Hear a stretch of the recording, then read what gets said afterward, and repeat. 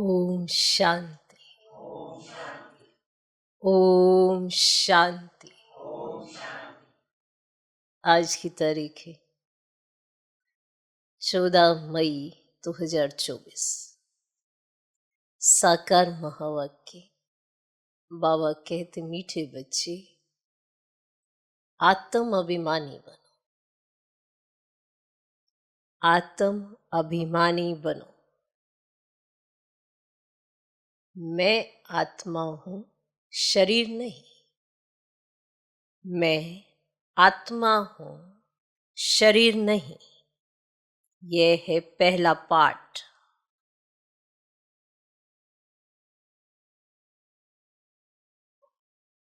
यह है पहला पाठ। यही पाठ सबको अच्छी तरह पढ़ाओ। यही पाठ सबको अच्छी तरह पढ़ाओ। बाबा कहते, मीठे बच्चे आत्म अभिमानी बनो। मैं आत्मा हूं, शरीर नहीं। यह है पहला पाठ। यही पाठ सबको अच्छी तरह पढ़ाओ। कौन सा पाठ? मैं आत्मा हूं, शरीर नहीं। आज का प्रश्न, ज्ञान सुनाने का तरीका क्या है? किस विधि से ज्ञान सुनाना है? ज्ञान सुनाने का तरीका क्या है? किस विधि से ज्ञान सुनाना है?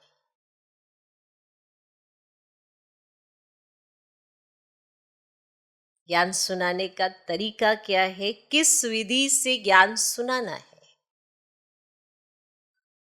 उत्तर, ज्ञान की बातें बड़ी खुशी खुशी से सुनाओ, लाचारी से नहीं।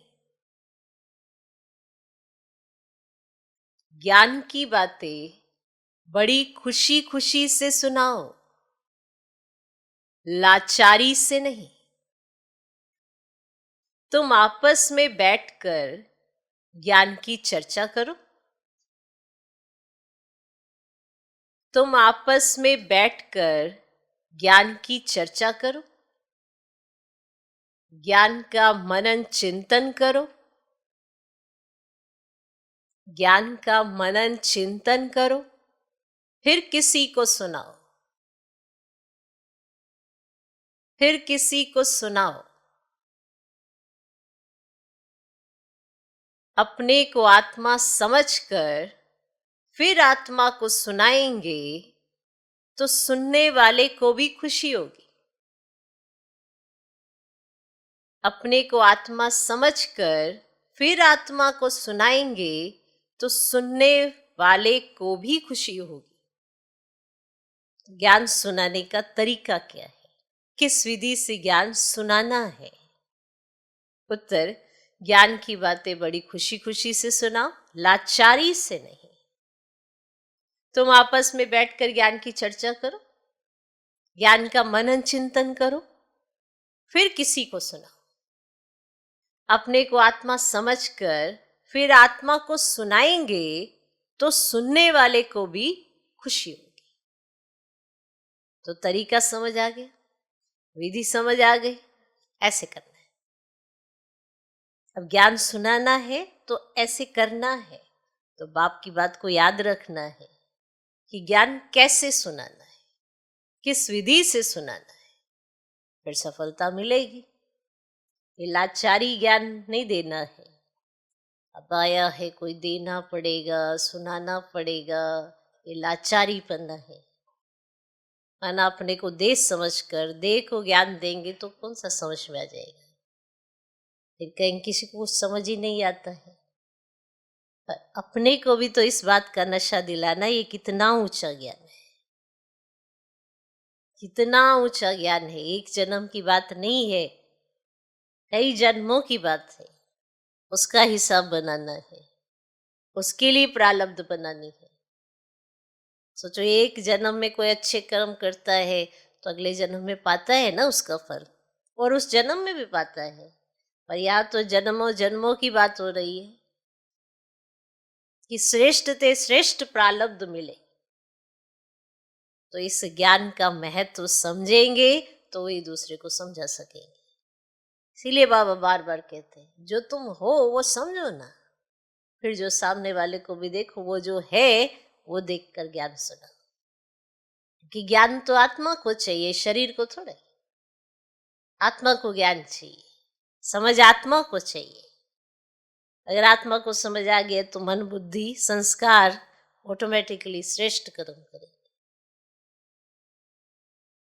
तो अभी हमें कितना अच्छे से समझ में आता है क्योंकि बाबा हमें बड़े प्यार से समझाता है।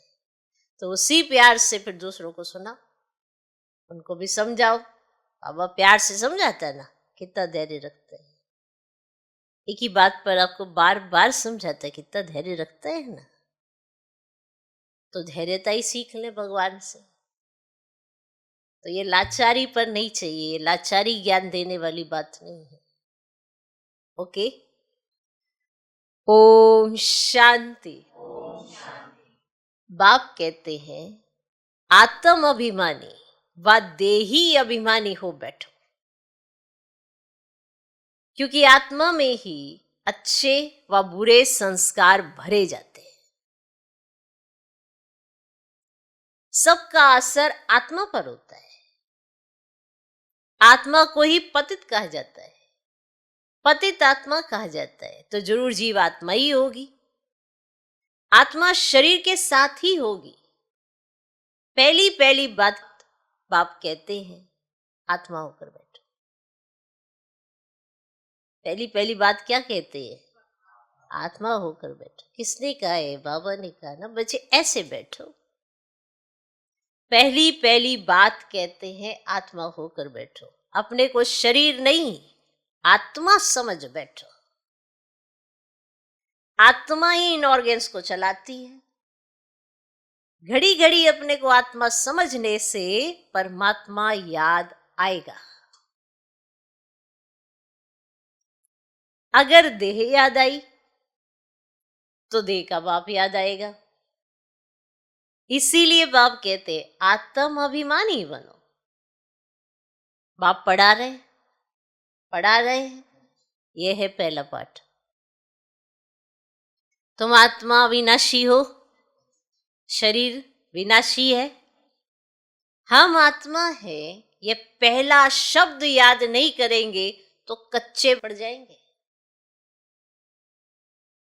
अगर पहली बात ही याद नहीं रखेंगे कि हम कौन है, शरीर नहीं है, हम कौन है? आत्मा है ना। तो अगर पहला शब्द याद नहीं करेंगे तो कच्चे पड़ जाएंगे। मैं आत्मा हूं, शरीर नहीं हूं। यह शब्द इस समय बाप पढ़ाते हैं, आगे कोई भी पढ़ाते नहीं थे। बाप आए ही है ना आत्म अभिमानी बनाकर ज्ञान देने के लिए। पहला ज्ञान देते हैं हे आत्मा तुम पतित हो, क्योंकि ये है ही पुरानी दुनिया। प्रदर्शनी में भी तुम बच्चे बहुतों को समझाते हो, बहुतों को समझाते हो ना। प्रदर्शनी में प्रश्न उत्तर करते हैं, तो जब दिन के समय रेस्ट मिलती है उस समय आपस में मिलना चाहिए, समाचार पूछना चाहिए। किसने क्या क्या प्रश्न पूछे, हमने क्या समझाया, फिर उनको समझाना है। फिर उस पर ऐसे नहीं ऐसे समझाना चाहिए। समझाने की युक्ति सबकी एक नहीं होती, समझा? तो जो दिन के समय रेस्ट होता है तो आपस में ऐसे मिले, फिर आपने किसको कैसे समझाया, आपने क्या समझाया, क्योंकि समझाने की युक्ति जो है सबकी एक नहीं होती है। मूल बात है अपने को आत्मा समझते हो या देह। दो बाप भी सबके हैं जरूर। जो भी देहधारी हैं उनका लौकिक बाप भी है, पारलौकिक भी है, तो हद का बाप तो कॉमन है।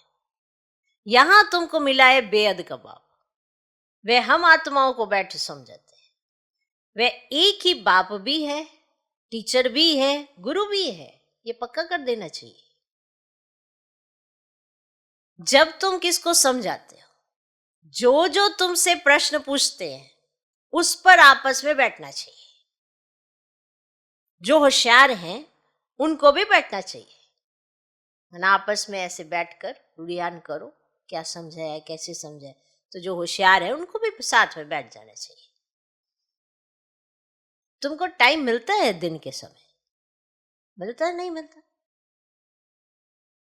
मिलता है। तुमको टाइम मिलता है दिन के समय।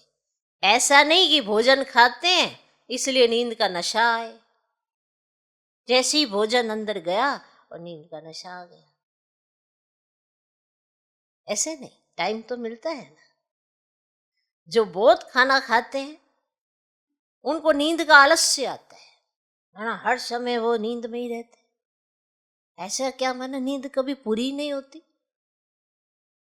तुमको टाइम मिलता है ना दिन के समय। ऐसा नहीं कि भोजन खाते इसलिए नींद का नशा आए। जो बहुत खाना खाते हैं उनको नींद का आलस्य आता है। दिन में क्लास करना चाहिए, फलाने ने ये पूछा, हमने ये रिस्पॉन्स किया। प्रश्न तो भिन्न भिन्न पूछेंगे, उनका रिस्पॉन्स भी चाहिए रियल। देखना चाहिए उनको कशिश में लाया, सेटिस्फाई हुआ, नहीं तो फिर करेक्शन निकालने चाहिए। जो होशियार हैं उनको भी बैठना चाहिए। ऐसे नहीं खाना खाया जल्दी नींद आए, जैसे ही खाना खाया और जल्दी फिर नींद आए। देवताएं खाना बहुत थोड़ा खाते हैं क्योंकि खुशी है ना, इसीलिए कहा जाता है खुशी जैसी खुराक नहीं। तुम बच्चों को अथाह खुशी होनी चाहिए। ब्राह्मण बनने में बड़ी खुशी है। ब्राह्मण बनते ही तब है जब उनको खुशी मिलती है। देवताओं को खुशी है ना, क्योंकि उन्हों के पास धन महल आदि सब कुछ है, तो उन्हों के लिए खुशी ही काफी है। खुशी में खाना भी बहुत थोड़ा सूक्ष्म खाएंगे, ये भी एक कायदा है। ये भी एक कायदा है। जास्ती खाने वाले को जास्ती नींद आएगी। जिसको नींद का नशा होगा वह किसको समझा भी नहीं सके। जैसे लाचार, क्या समझेगा? उसको अंदर ही अंदर उबासियां आ रही है, नींद आ रही है, क्या समझेगा? क्या नशा होगा उसको? लाचारी हो जाएगी, अरे समय आ गया इसको अब कैसे होगा लाचार? तो वो किसको समझा नहीं सकेंगे, जैसे लाचार हो जाएंगे। ज्ञान की बातें तो बड़ी खुशी खुशी से सुननी सुनानी चाहिए, समझाने में भी सहज होगा। मूल बात है बाप का परिचय देना। ब्रह्मा को तो कोई जानते नहीं, प्रजापिता ब्रह्मा है, ढेर की ढेर प्रजा है। अब ये प्रजापिता ब्रह्मा कैसे होगा, इस पर बहुत अच्छी रीति समझाना है। और बाप ने समझाया इनके बहुत जन्मों के अंत के भी अंत में वानप्रस्थ अवस्था में मैं प्रवेश करता हूँ, नहीं तो रथ कहाँ से आए? अब रथ गाया हुआ ये शिव बाबा के लिए, रथ में कैसे आते हैं उसमें मूंझते हैं।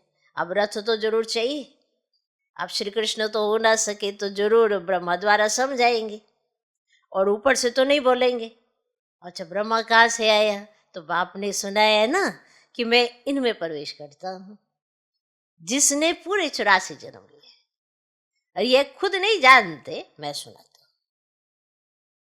श्री कृष्ण को तो रथ की दरकार ही नहीं। अब श्री कृष्ण कहने से फिर तो भागीरथ गुम हो जाएगा। अब श्री कृष्ण को भागीरथ नहीं कहा जाता, उनका तो पहला जन्म है प्रिंस का। तो बच्चों को अंदर में विचार सागर मंथन करना चाहिए।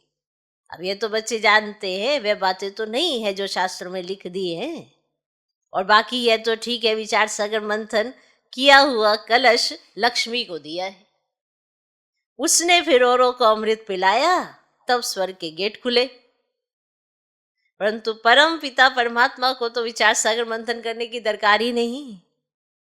वे तो बीज रूप है, उनमें नॉलेज है, वही जानते हैं। तुम भी जानते थे, अभी अच्छी रीति समझाना जरूर है। समझने बिगड़ देवता पद कैसे पाएंगे? तो बाप समझाते हैं आत्माओं को रिफ्रेश करने के लिए, बाकी तो कुछ भी जानते नहीं। तो बाप आकर समझाते हैं अभी तुम्हारा लंगर भक्ति मार्ग से उठा, अब ज्ञान मार्ग में चला है। और बाप कहते मैं तुमको जो ज्ञान देता हूं पराय लोप हो जाता है। तो एक है निराकार और दूसरा है साकारी बाप। और समझाया तो बहुत अच्छा जाता है, परंतु माया ऐसी है जो कशिश कर गंध में ले जाती है, पतित बन पड़ते हैं। तो बाप कहते बच्चे तुम काम चिता पर चढ़ एकदम कब्रिस्तान में आ गए, फिर यहां ही परिस्थान होगा जरूर। आधा कल्प परिस्थान चलता है, फिर आधा कल्प कब्रिस्तान चलता है। अभी सब कब्र दाखिल होने, सीढ़ी पर भी अच्छी रीति समझा सकते हो। अब यह है ही पतित राज्य, इसका विनाश जरूर होना है। इस धरनी पर अभी कब्रिस्तान है, फिर यही धरनी चेंज हो जाएगी, अर्थात आयरन एज से गोल्डन एज दुनिया होगी, फिर 2 कला कम होगी, तत्वों की भी कला कम होती जाती है, तो फिर उपद्रव मचाते हैं। तुम सभी को अच्छी रीति समझाते हैं, अगर नहीं समझते तो गोया कोड़ी मिसल है, कोई वैल्यू नहीं है। अब ये वैल्यू तो बाप बैठ बतलाते, और गाया भी जाता है हीरे जैसा जन्म। तुम भी पहले बाप को नहीं जानते थे, तुम कोड़ी जैसे थे, अभी बाप आकर हीरे जैसा बनाते हैं। तो बाप से ही तो हीरे जैसा जन्म मिलता है, फिर कोड़ी जैसे क्यों बन पड़ते हो? तुम ईश्वरीय संतान हो ना। और गायन भी है, आत्माएं परमात्मा अलग रहे बहुकाल। तो जब वहां शांति धाम में है तो उस मिलन में कोई फायदा नहीं होता। शांति धाम में कई कहते हम ऊपर ही रहे बस, पर उस मिलन में कोई फायदा नहीं होता। वे तो सिर्फ पवित्रता व शांति का स्थान है। यहां तो तुम जीवात्माएं हो और परमात्मा बाप उनको अपना शरीर नहीं है, वे शरीर धारण कर तुम बच्चों को पढ़ाते हैं। तो यहां है ना वंडरफुल पार्ट। तुम बाप को जानते हो और कहते हो बाबा। बाप कहेंगे ओ बेटे। अब लौकिक बाप भी कहेगा ना, हे बाल बच्चे आओ तो तुमको टोली खिलाओ, झट सब भागेंगे। अब ये बाप भी कहते बच्चे आओ तो तुमको बैकुंठ का मालिक बनाओ, तो जरूर सब भागेंगे। पुकारते भी हैं कि हम पतितों को पावन बनाकर पावन दुनिया विश्व का मालिक बनाने आओ। अब निश्चय है तो मानना चाहिए। बुलाया भी बच्चों ने, हम आते भी बच्चों के लिए हैं, बच्चों को ही कहते हैं तुमने बुलाया, तुमने बुलाया, अब मैं आया। पतित पावन भी बाप को ही कहते हैं ना। गंगा आदि के पानी से तो तुम पावन बन नहीं सकते, आधा कल्प तुम भूल में चले जाते हो। भगवान को ढूंढते हो परंतु किसको भी समझ में नहीं आता है। और बाप कहते हे बच्चों, तो बच्चों का भी उस उल्लास से निकलना चाहिए। ए बाबा निकलना चाहिए ना, परंतु इतना उल्लास से निकलता नहीं है। इसको देह अभिमान कहा जाता है, ना कि दे ही अभिमानी। तुम अभी बाप के सम्मुख बैठे हो और बेहद के बाप को याद करने से बेहद की बादशाही भी जरूर याद आएगी। तो ऐसे बाप को कितना प्यार से रिस्पॉन्स करना चाहिए। तो बाप तुम्हारे बुलाने से आया है। ड्रामा अनुसार 1 मिनट भी आगे पीछे नहीं हो सकता। सभी कहते हैं ओ फादर रहम करो, लिबरेट करो, हम सब रावण की जंजीर हो गए, आप हमारे गाइड बनो। तो बाप गाइड भी बनते हैं, सब उनको बुलाते हैं ओ लिबरेटर, ओ गाइड, आकर हमारा गाइड बनो, हमको भी साथ ले चलो। अभी तुम संगम पर खड़े हो और बाप सत्य की स्थापना कर रहे हैं। अभी ये कलयुग करोड़ों मनुष्य है और सत्युग में तो सिर्फ थोड़े देवी देवता ही होते हैं तो जरूर विनाश हुआ होगा। तो अभी तुम संगम पर खड़े हो, बाप सतयुग की स्थापना कर रहे हैं, और अभी है कलयुग, करोड़ों मनुष्य है, और सतयुग में तो सिर्फ थोड़े देवी देवता ही थे, तो जरूर विनाश हुआ होगा। इतनी सब आत्माएं कैसे जाएंगी? वे भी सामने खड़ा है जिसके लिए तो गायन है ना, साइंस घमंडी कितना बुद्धि से अकल निकालते रहते हैं। अब ये वही है ना यादव संप्रदाय, फिर हिस्ट्री रिपीट होनी है। अभी तो सत्यों की हिस्ट्री रिपीट होगी। तुम समझते हो हम नई दुनिया का में ऊंच पद पाने का पुरुषार्थ कर रहे हैं? समझते हो ये बात? हाँ, कि हम नई दुनिया में ऊंच पद पाने के लिए पुरुषार्थ कर रहे हैं। पवित्र जरूर बनना है। तुम समझाते हो इस पति दुनिया का विनाश जरूर होना है। बच्चे आदि तो तुम्हारे जीते नहीं रहेंगे, ना कोई वारिस बनेंगे, ना शादी आदि करेंगे। बहुत गई बाकी थोड़ी रही। थोड़ा समय है, उसका भी हिसाब है। आगे ऐसे नहीं कहते थे, अभी टाइम थोड़ा है। पहले वाले जो शरीर छोड़कर गए हुए हैं, नंबरवार पुरुषार्थ अनुसार जन्म लिया है, कोई यहां आए भी होंगे और दिखाई पड़ता है जैसे कि यहाँ का बिछड़ा हुआ है, उनको ज्ञान के बिगड़ मजा ही नहीं आएगा। माँ बाप को भी कहते हैं हम तो यहां जाएंगे। अब यह तो सहज समझने की बात है। विनाश जरूर होना ही है। लड़ाई की तैयारी भी देख रहे हो। आधा खर्चा तो इनों का इस लड़ाई के सामान में ही लग जाता है। हाँ, सच्चाई है। जिसका कोई अर्थ नहीं है, उस व्यर्थ की तरफ सबसे ज्यादा खर्चा होता है ये लड़ाई के सामान में। सोचो सोचो, सोच के देख लो। एरोप्लेन आदि कैसे बनाते हैं? कहते घर बैठे भी सारे खलास हो जाएंगे। ऐसी ऐसी चीजें बनाते हैं, घर बैठे होंगे खलास कर देंगे। ऐसी ऐसी चीजें बनाते रहते हैं, क्योंकि हॉस्पिटल आदि तो रहेंगे नहीं, तो आधा अधूरा तो मानना नहीं है ना। हाँ, तो हॉस्पिटल आदि तो रहेंगे नहीं, तो पूरा ही खल्लास। और ड्रामा में ये भी जैसे बाप के इशारे मिलते हैं, वे भी ड्रामा में नूंदे। समझते हैं ऐसा ना हो जो बीमार पड़ जाए। मरना तो सबको जरूर है, मरना तो सबको जरूर है। राम गयो रावण गयो। जो योग में रहकर आयु बढ़ाते रहेंगे उनकी जरूर बढ़ेगी। अपनी खुशी से शरीर छोड़ देंगे। जैसे मिसाल बताते हैं, ब्रह्म ज्ञानी है, वे भी ब्रह्म में जाने के लिए ऐसे खुशी से शरीर छोड़ते हैं, परंतु ब्रह्म में कोई जाते नहीं है, ना पाप करते हैं, पुनर्जन्म फिर भी यहाँ लेते हैं। तो पाप कटने की युक्ति तो बाप ही बतलाते हैं कि मामेकम याद करो और कोई को याद नहीं करना है। लक्ष्मी नारायण को भी याद नहीं करना है।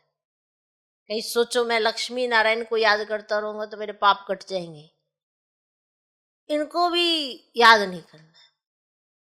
तुम जानते हो इस पुरुषार्थ से हम ये पद पा रहे हैं। स्वर्ग की स्थापना हो रही है, हम पढ़ रहे हैं, तो ये पद पाने के लिए नंबरवार पुरुषार्थ अनुसार उन्हों की जो डिनाइस्टी चलती है, वह बाप ने संगम पर अभी स्थापन की है। तुम भाषण भी ऐसा करो जो एक्यूरेट किसी की भी बुद्धि में बैठ जाए। इस समय हम ईश्वरीय संप्रदाय और प्रजापिता ब्रह्मा की मुखवंशावली भाई बहन है। हम आत्माएं सब भाई भाई हैं। ब्रह्मा कुमार कुमारियों की शादी होती नहीं, ये भी बाप समझाते हैं। कैसे गिर पड़ते हैं, काम अग्नि जलाती है, परंतु डर रहता है एक बार हम गिरा तो की कमाई चट हो जाएगी। काम से हारा तो पद भ्रष्ट हो जाएगा। कमाई कितनी बड़ी है। मनुष्य पदम करोड़ कमाते हैं, उनको ये थोड़ी पता है कि थोड़े समय में ये सब खत्म होना है। पद्मों को करोड़ों को मानो कमाने में लगे रहते हैं, उनको ये नहीं पता कि ये थोड़े समय में सब खत्म होना है। बॉम्ब्स बनाने वाले जानते हैं ये दुनिया खत्म होनी है, क्योंकि वो यूज तो होने हैं। कि हमको कोई प्रेरक है, हम बनाते रहते हैं, हम बनाते रहते हैं।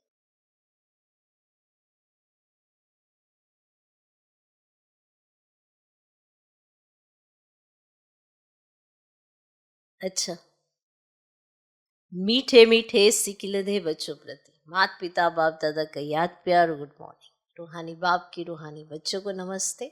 हम रूहानी बच्चों की भी रूहानी बाप को नमस्ते नमस्ते नमस्ते। Good morning good morning good morning. धारणा के लिए मुख्य सार, पहला पॉइंट, ज्ञान को अंदर घोटना है।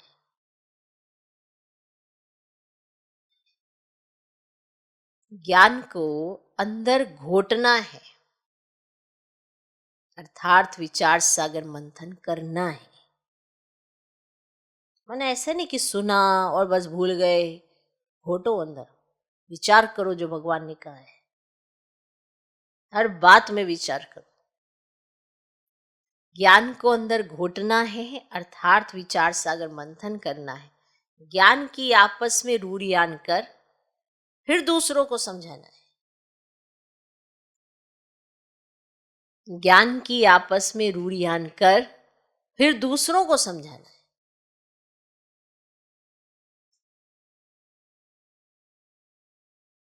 सुस्ती व आलस्य को छोड़ देना है। सुस्ती व आलस्य को छोड़ देना है।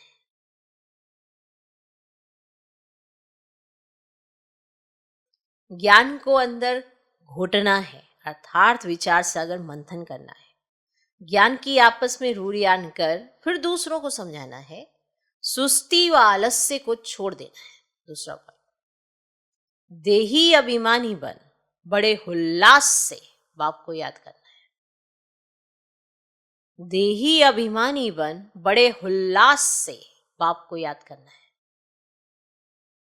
सदा इसी नशे में रहना है कि हम बाप के पास आए हैं कोड़ी से हीरा बनने। सदा इसी नशे में रहना है कि हम बाप के पास आए हैं कोड़ी से हीरा बनने। हम हैं ईश्वरीय संतान, हम हैं ईश्वरीय संतान।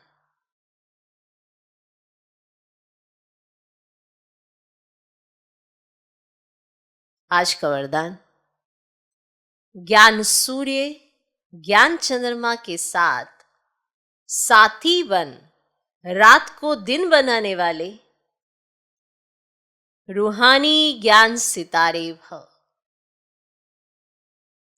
ज्ञान सूर्य ज्ञान चंद्रमा के साथ साथी बन रात को दिन बनाने वाले रूहानी ज्ञान सितारे भव।